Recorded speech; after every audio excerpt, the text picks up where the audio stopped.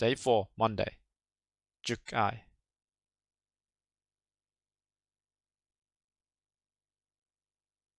Marble, Monday, 2:48 a.m.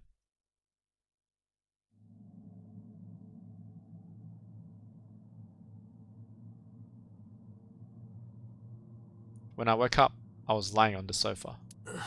Where am I? My head was killing me, and my memory was foggy. I felt a sudden pain in my neck. Oh crap, a vampire. There's Big Mama. I shot up, rubbing my neck. When I looked over the counter, I saw a monster staring back at me. Now, that's not nice, Date. It took me a few seconds before I realized it was just Mama. It looks like you're awake now. As Mama spoke to me, it all came rushing back. I remembered everything. Slap at her? I wish I could. Mama! Let's have a look at her. Mama is polishing a dry bonito. Again, I don't know why she does this. What time is it? It'll be 3 o'clock soon. In the morning, of course. Where's Oda? Ota? The boy I asked to watch the bar? Oh wow, you actually did. I'd say he's too old to be called a boy, but yeah. Yeah, he's a 24-year-old man. He was already gone when I came back. Rude. All I saw was you getting your beauty sleep on the floor. Damn it, Ota. What are you thinking? It appears that he took off with Iris. What were you doing during all this? My power was shut down due to the stun gun. I have rebooted in safe mode and am now operational. Why didn't you wake me up? I tried. You wouldn't budge. I thought you were passed out drunk, so I left you like that. But I didn't have a glass in front of me, right? So you weren't drunk? Date, what kind of reputation do you have? Didn't have a single drop. Oh, I thought you were drinking straight out of the bottle. Just like the old days. Figured as much.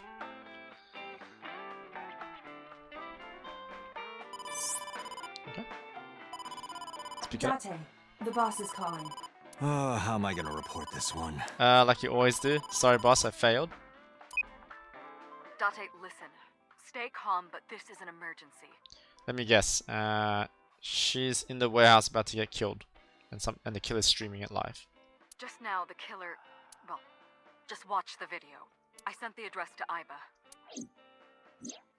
Yep, here we go.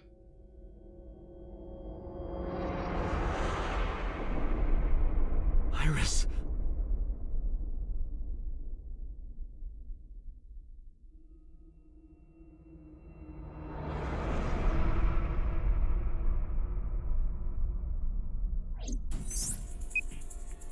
No, that's... The criminal is streaming this live. Iba, the source. Identified. The Okiura Fishery Cold Storage Warehouse, Koto District. Okiura? Date, focus. We need to get to the site, now. I thanked Mama and ran out of marble.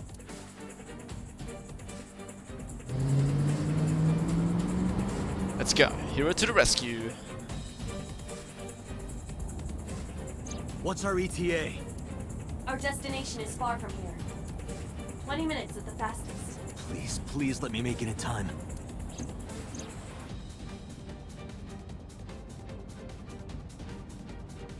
That sick bastard!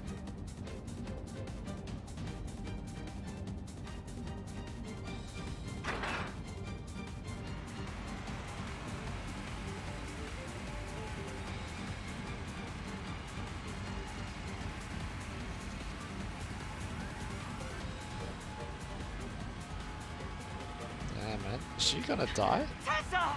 Okay, Hold on! I'll save you! there's Oda. Ota!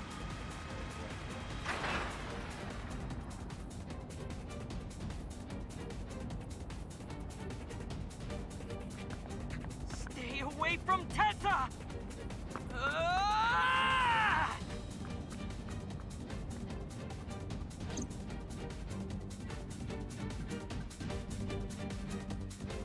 I kept my foot to the gas the whole time.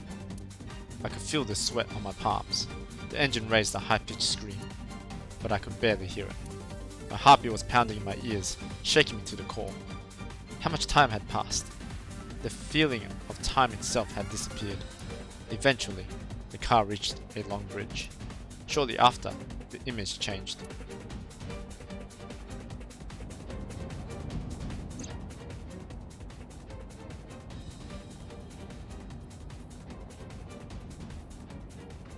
No way. No, it can't be. No. Stop! Oh god. Oda, you better do something. No. No! Oh! Whoa!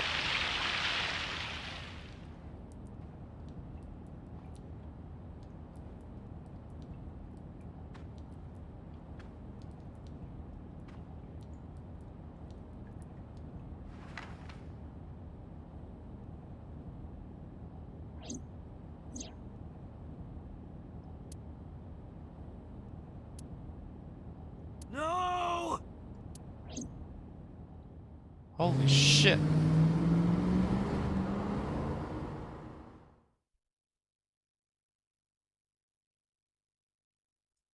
Harbour Warehouse District, Monday, 3:35 AM.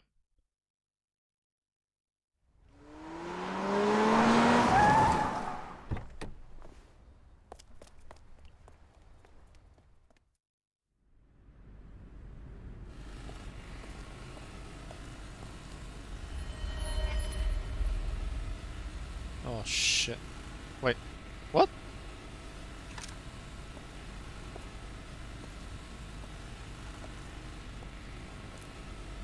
Why is it the bear costume?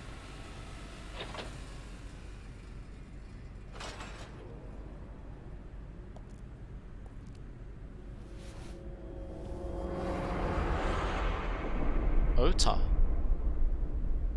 Ota.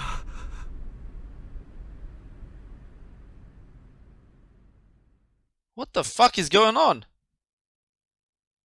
Police headquarters, Monday, 10:02 AM.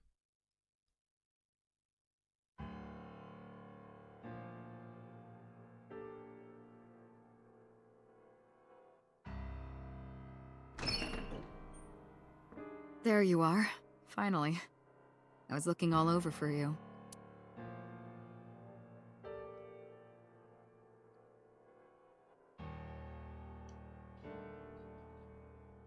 It's rare to see you down like this, but it's understandable. You blame yourself for this, don't you? Beating yourself up about taking Iris to Marble, and about letting Ota get the upper hand on you. Am I right? Pretty much. Shall I tell you what Investigation HQ thinks? Ota Matsushita is a criminal stalker who committed murder-suicide. Ota had a selfish love for Iris. He was under the delusion that Iris loved him too. But Iris refused Ota. So Ota decided that he and Iris should be together in the afterlife, killed her, then killed himself. Oof.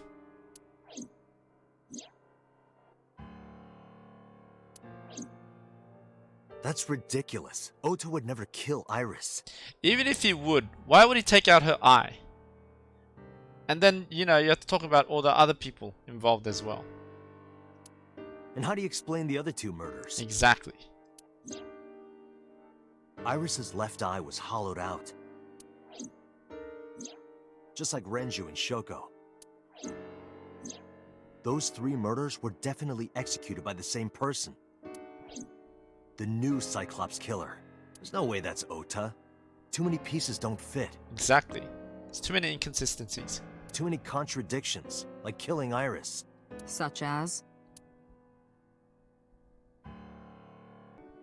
Alright, boss. Let's have a look at you. The boss is sitting in front of me. Very descriptive.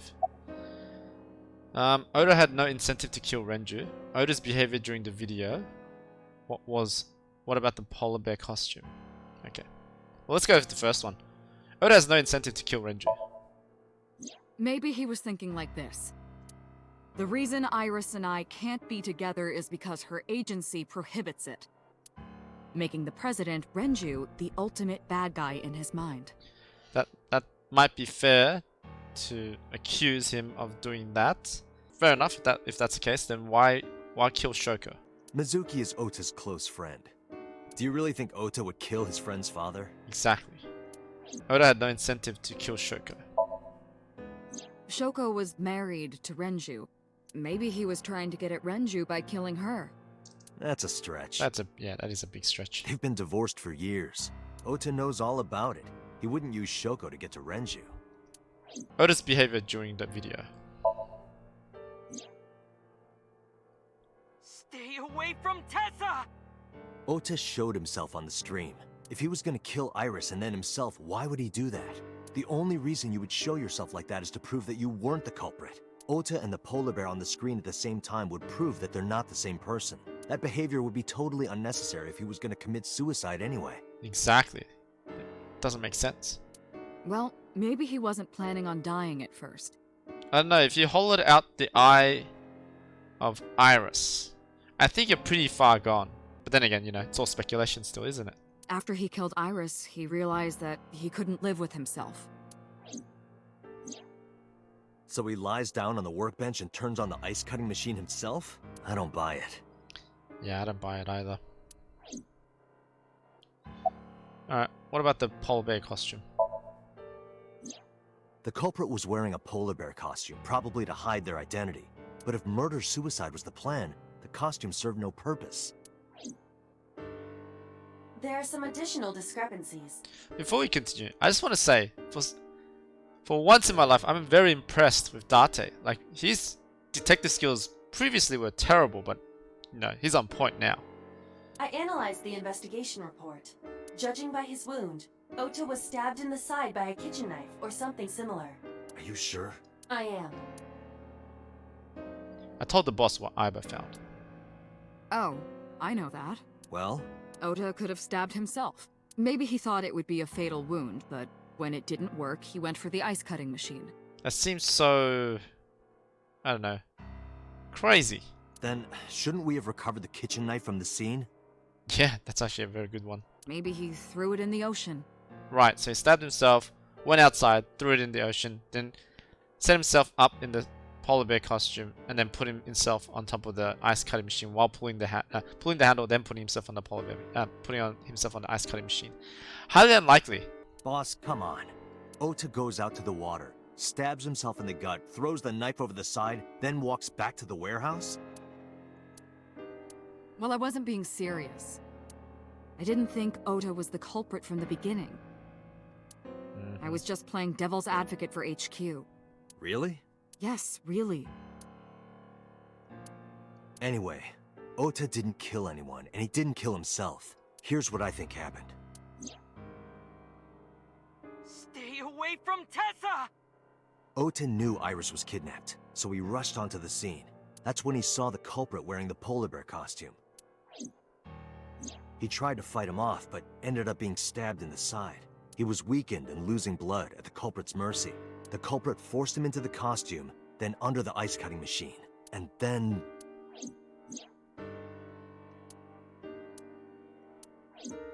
Then, who is the culprit? That's the person we're trying to find, the new Cyclops killer. I wish I knew. We're up to 4 victims. But Ota was a special circumstance. He wasn't specifically targeted by the culprit. Yes, that's true. Right. And he was the only one to not have his eye pulled out. So let's focus on the 3 other victims. Shoko, Renju, and Iris. What connects these 3? Connections. Shoko, Renju, and Iris, they're all connected to each other. Well, Shoko is connected by, obviously, marriage and divorce.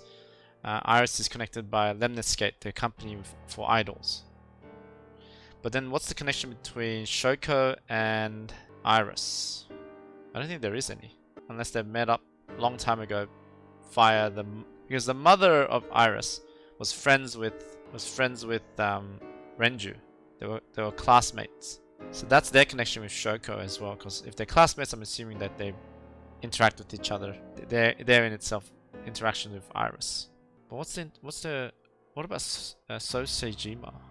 If you find a connection between the victims, you find a connection to the culprit. That's the theory of investigation, right? You think the new Cyclops killer is related to them somehow? Maybe, maybe not. But it's a good starting point. Iris' mother Hitomi. Hitomi and Renju are definitely linked. They were high school classmates, and she did say that she met Shoko twice. But I can't imagine she would kill Iris in such a gruesome way. Yeah. But then again, we've only met her once, right, Date? So we don't really know her. No matter what the circumstances were, it seems impossible to me. Don't think it's Moma. Renju and Shoko were connected to the Kumakuras, but there's no connection to Iris. Exactly. Exactly what I said earlier. And then we'll go to Mizuki. We know it's not Mizuki, but we're going to say it anyways. Mizuki has the strongest connections with all three victims. Yes. Shoko and Renju were her parents, and she was close friends with Iris. She was good friends with Ota too. But that's why I could never believe Mizuki would kill all four of them. Thinking of her as a suspect is ridiculous. Exactly. I'm pretty sure it's Congressman Sosejima, but we're going to say Oda's mother. Mayumi had motive for killing Iris and Renju. Mayumi hated Iris, and she didn't think well of Lemnis Gate either. And since Renju is the president... Anyway, the weak point is Renju's ex-wife, Shoko. I can't imagine why Mayumi would kill her. Exactly. And above all else, she would never harm her only son, let alone kill him. Exactly. So it all boils down to Congressman Sosejima. Renju, Shoko, and So. There is a connection between Renju and Shoko through the Kumakuras, but again, I can't see any clear link to Iris. Except for me, that's right! The only person they can't really investigate. Myself. I have connection with Shoko and Renju because I know them. I just made connection with Iris. So, yeah, again, I guess the only other person is me. No, it doesn't make sense. It can't be me because clearly I was the one driving. Yeah, but I guess just because I didn't do it doesn't make me free, right? I could be the one orchestrating this from the background. Alright, well anyways, me. I know Renju and Shoko, and I'm connected to Iris, but I have an alibi. Aside from Shoko, there's no way I could have killed any of them. No, now that I think about it, Shoko too. I don't remember killing her. My memories from 6 years ago are missing, but I still have my memory of recent events. Are they my memories though, Date? And if I start doubting myself now... Date, I can say without a doubt that there is zero possibility you are the new Cyclops killer. Thank you, Aiba. I have been working with you for years. I know better than anyone that you are innocent. I thought it over, boss. Of the people I know, I can't peg any of them as the murderer. And no leads to pursue? No.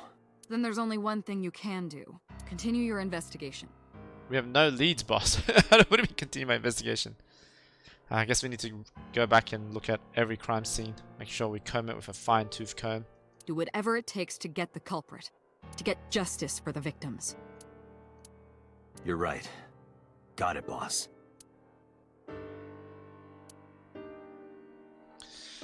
Okay, so we need to look at each and everything. I guess we can retrace our steps backwards. Let's go back to the crime scene.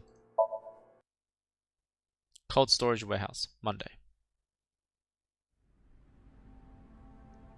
I stepped into the cold storage warehouse. The air conditioning wasn't running, but it was still cold. The temperature hasn't raised much at all. The cold air sunk into my skin, but the center of my body was burning hot. Hot of rage! Oh, look at that. It's all bloody now. Forklift This A. forklift is old. It does not appear to be functional. It has not been moved in some time. Forklift A. The tire and the floor are covered with a layer of ice. Alright, let's look at A equipment. video camera and laptop. This is what the criminal used to stream. Yep, that's where the bear was. All of these items have been bought from pawn shops and thrift stores. It would be difficult to determine a suspect from them. I have logged into the Wi-Fi in this warehouse. Okiura Fishery Co., Ltd. is listed as the owner. However, I found the password written directly on the router. Anyone who saw it could have used it. Okay, so someone had access. Someone had access to the router. I have done some research. As the name suggests, the company is owned by the Okiuras, the same Okiuras we know. Renju's father created the company. Another connection to Renju. No, actually. Currently, Okiura Fishery has nothing to do with Renju. The company has been managed by office representatives for the past 17 years after Renju's father died. Renju holds no shares and is not involved in the management. In short, Renju did not inherit the company from his father, and it was instead given to other persons. But it Oh. can't be a coincidence. It certainly is suspicious. Very suspicious. The shelf? There are only a few items on the shelf. Is this warehouse not in use? Iris and Ota was sliced in two by this ice cutting machine. Iris and Ota. Iris's estimated time of death and cause of death have been confirmed. Oh, that's so brutal. The video was not a recording. It was a live stream, filmed in real time. Oh, that makes it worse. Which means Iris's time of death is 3:20 a.m. Yep. Iris also had her left eye removed. Yeah. And like Renju and Shoko, Iris's left eyeball has not been recovered. Have you checked the stomachs? Oh, let's look at workbench. Right here. Iris and Ota were... I am sure you are already aware of Ota's time of death. just before I arrived. About 3:30 in the morning. And the cause of death. Right, about that.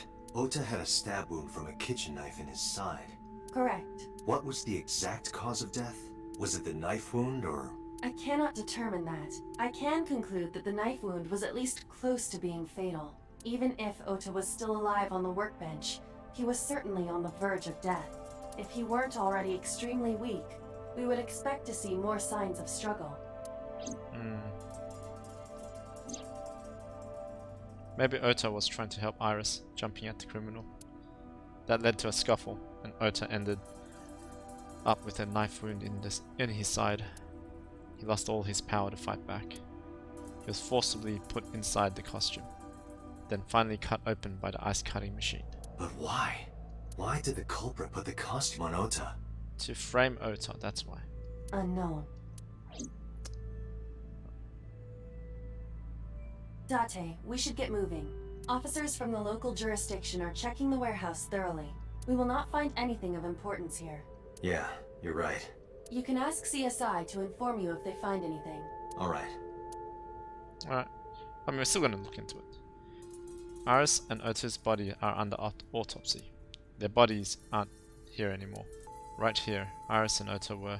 Let's look at bloodstain A. Iris and Ota's blood. How about bloodstain B? Is this Ota's blood? Questionable, isn't it? Alright, let's talk to policeman. Let's have a look at him. Police officer. Any progress on the investigation? I checked this place point by point, but didn't find nothing. Alright, I'm heading out. Let me know if you find anything. I let them know, then left the warehouse.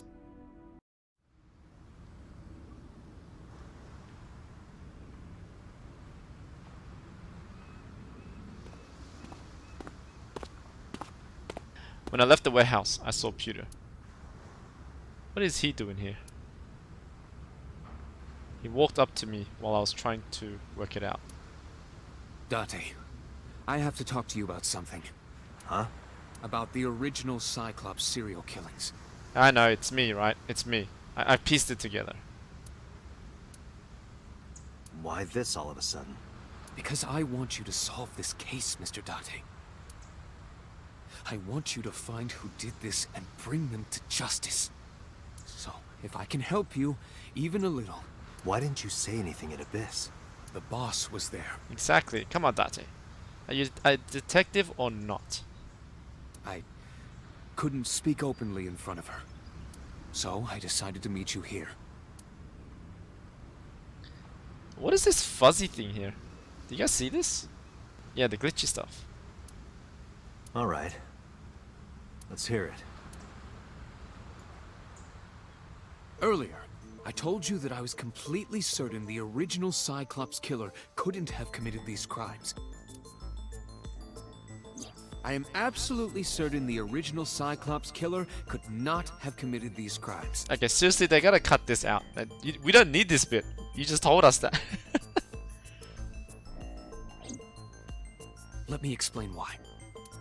I'm the Cyclops killer, come on. I'll start by telling you the identity of the Cyclops killer. It's me, isn't it? Although, it's more accurate to say killers. Oh! So there was more than one. I mean, obviously we knew there was more than one because we saw the red and blue person, right? More than one? In the first series of killings, the culprit had an accomplice. Ooh. Wait, was I the accomplice? One of them was born a murderous psychopath. The other is Rohan Kumakura, the previous chairman of the Kumakuras. Oh. I mean, that guy was sadistic according to his profile, right? They each had a role to play. The murderer committed the homicide, and Rohan removed the eyeball. Wait, what? Wait, what? It says Rohan the original Cyclops killer? Alright, Peter, let's have a look at him. Peter looks grimly serious. Why so serious? Wait, let's first find out who the murder psychopath is, and then we'll ask about why did the Cyclops case gets classified. Because by him telling us the information, doesn't matter why it gets classified, because we can work it out. Peter kind of sussy, yeah. Alright, Peter, who is this? Who is the murderous psychopath? He was born with a brain dysfunction. Due to damage to the posterior pituitary gland, he was unable to properly secrete oxytocin. Oxytocin is a peptide hormone linked to feelings of love, affection, and trust. It is colloquially referred to as the love hormone. It causes a tranquilizing effect which improves mood and relieves stress. It is normally secreted when the body makes contact with an object of affection, such as an embrace or caress. I'm sure you know what this implies, but he was unable to feel love in the way that we do. Ah, so he's a psychopath. However, he was able to experience a substitute. His brain was wired in such a way that allowed him to feel satisfaction through other means. Due to the unique idiosyncrasies of his brain, he was able to release large amounts of dopamine and endorphins by performing a certain action. Let me get this straight. By killing, he gets an immense sense of satisfaction. What was it? Come on. Murder. Dopamine is a hormone linked to the reward system of the brain. That's right. The pleasant feeling attained through accomplishment is dopamine. Endorphins are a kind of brain narcotic. They dull pain and create a feeling of happiness. He got pleasure from killing people? It's slightly more complicated than that. Killing people was the only way he could get pleasure. He was 12 when he took his first life. God damn. That enlightened him to the pleasure of murder, which he would do again and again. Damn. Okay, let's talk about Rohan. 18 years ago, Rohan took a woman's eye. She was already dead. He put his finger into her eye socket and gouged it out. The reason why was simple. He was fascinated by women's eyes. Their beauty stimulated his greed and his desire to possess them. Damn. He needed to have them, to make them his own.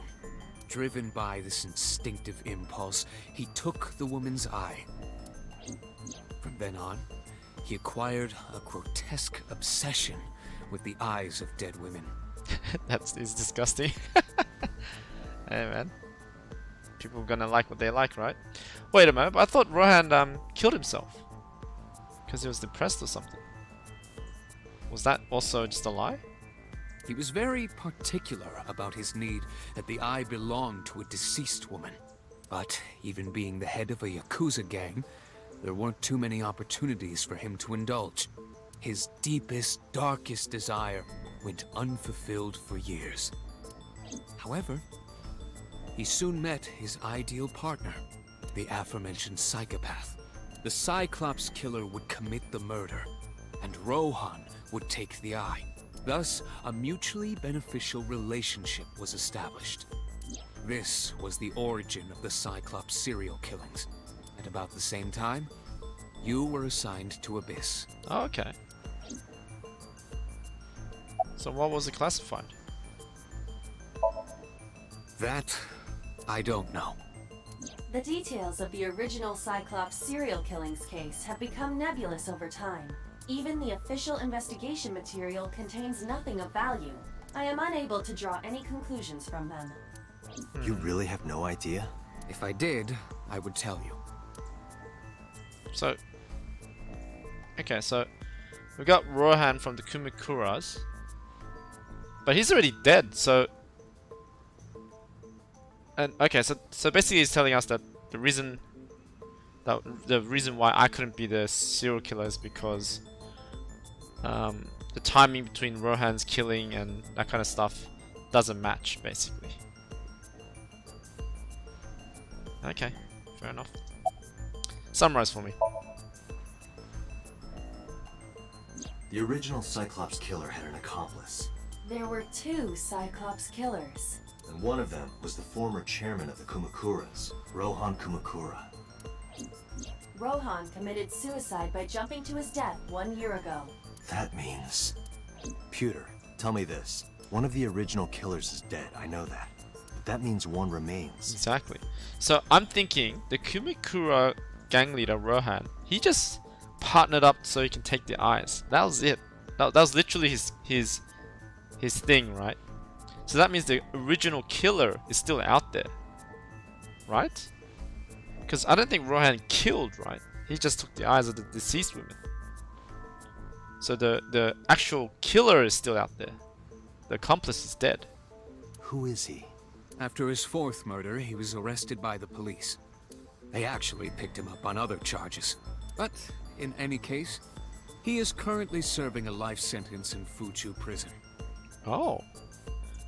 Fuchu prison? Yes. What's his name? In prison, he doesn't have a name. He is simply called Number 89. Wait a minute. Didn't we get a phone call from a prisoner number 89? Number 89. I know who killed Shogun Adami. Yeah. We did get a phone call from this guy. So, now you know why I said that. That the original Cyclops killer couldn't have committed these crimes. Okay, cool. So why my face in the reflection? Because one is dead and the other is behind bars. Neither of them had the opportunity. Unless there's a third Cyclops killer.